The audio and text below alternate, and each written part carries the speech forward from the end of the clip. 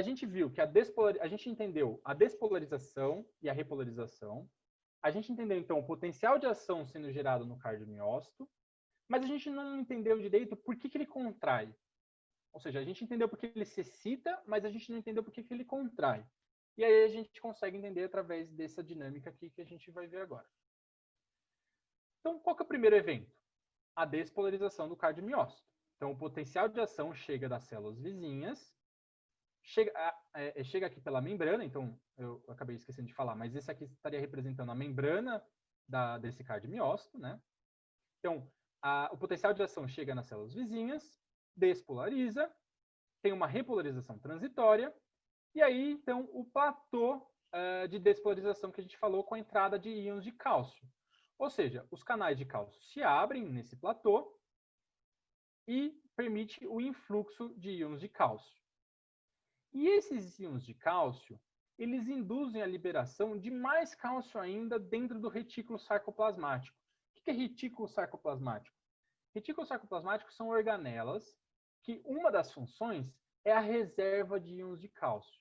Ou seja, eles estão cheios de íons de cálcio ali dentro desses, como se fossem essas bolsas dentro do cardiomiócito. Quando o cálcio ele se liga, ele aparece no citosol, esses canais, que são chamados canais cianodínicos, eles se abrem. Então, se eles se abrem, mais cálcio ainda se acumula no citosol. E esse cálcio se acumulando no citosol, ele vai até os filamentos proteicos do cardiomiócito. E os filamentos proteicos aqui estão representados pela actina e miosina. E quando esse cálcio se liga nesses filamentos, nesses filamentos de proteína, eles fazem com que há um estreitamento, há uma aproximação desses filamentos. Então, com isso, antes eles estavam relaxados e agora eles contraem. E aí vocês imaginam, esse evento acontecendo em todos os cardiomiócitos de uma forma quase que simultânea, ou seja, todos eles recebendo cálcio no citosol e todo esse cálcio se ligando nos filamentos e permitindo haver a contração individual de cada um dos cardiomiócitos, eles contraem praticamente juntos e permitem que o coração bata de uma forma muito sincronizada. Depois de um tempo, esses íons de cálcio eles se desligam dos filamentos proteicos e como eles se desligam, então esses filamentos eles se soltam, ou seja, ao relaxamento do cardiomiócito. E aí esses íons de cálcio, agora eles podem ser rearmazenados no retículo sarcoplasmático e eles também são trocados nesse trocador aqui, a gente não vai entrar em grandes detalhes, mas enfim, eles são trocados para voltarem para o fluido extracelular. E esse evento todo aqui acontece aqui dentro, ou seja, durante o potencial de ação, todo esse evento aqui acontece. E aí a gente entende também o efeito da adrenalina, das catecolaminas plasmáticas. Ou seja, adrenalina e noradrenalina, e agora a gente está falando de hormônios que estão disponíveis na circulação, tá? A gente não está falando da adrenalina como um neurotransmissor. Ele, aliás, também como neurotransmissor, mas a gente está falando de catecolaminas plasmáticas, né? Essas catecolaminas, elas se ligam em receptores adrenérgicos. E esses receptores fazem o quê? Aumentam a quantidade, aumentam a frequência de abertura de canais de cálcio.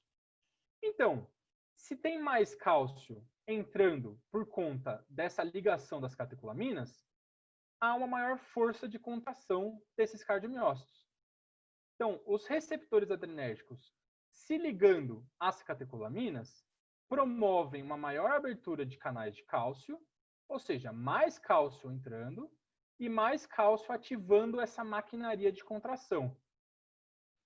E a gente consegue entender também a importância dessas bolsas, desses reservatórios de cálcio. Porque vocês imaginem se não tivesse esse reservatório. E imagine se a entrada de cálcio não fosse suficiente para haver a contração. Ou seja, eu estou enviando o estímulo, mas o coração, por falta de cálcio, ele não estaria batendo. Então, isso não seria viável para um sistema orgânico, né, para esse sistema. Então, por isso que essas reservas são muito importantes, para para evitar que falte cálcio para a maquinaria de contração desse cardiomiócito. E a gente entende aquele gifzinho que a gente viu no começo da aula desse cardiomiócito contraindo. Porque nessa técnica, através dessa técnica, os íons cálcio, eles são marcados com essa fluorescência verde. E vocês estão vendo que essa fluorescência verde parece que ela brilha, ela brilha e para, brilha e para. Isso por quê? Porque o íon cálcio que está emitindo essa fluorescência, né, através desse conjugado, através dessa técnica, ele é jogado no citosol, a célula contrai e ele volta a ser rearmazenado. Então, quando ele é jogado no citosol, ele brilha, e quando ele volta a ser rearmazenado, ele tem esse intervalo entre brilho e uma parte mais com menos brilho. Então, a gente consegue ver esse fenômeno acontecendo na prática, ou seja, o cálcio entrando, gerando esse sinal, então brilhando, a célula contrai, é lógico que é muito rápido, né? Mas a célula contrai, o cálcio volta a ser rearmazenado, ela relaxa e aí fica mais escura a coloração. E aí, isso acontecendo diversas vezes, então a gente consegue ver esse brilho intermitente aqui nesse GIF. E a gente entende também o efeito dos beta-bloqueadores. Porque beta-bloqueadores, como o próprio nome diz, eles bloqueiam esses receptores.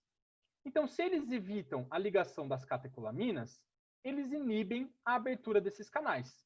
Ou seja, eles diminuem a força de contração desses canais. Desses cardiomiócitos. E a gente pode também, enfim, entender outros fármacos, como, por exemplo, ativadores de canais de cálcio, também chamados de cardiotônicos, porque se eu aumento a abertura de canais de cálcio através de um fármaco, eu aumento a disponibilidade de cálcio, ou seja, eu aumento a maquinaria de contração desse cardiomiócito.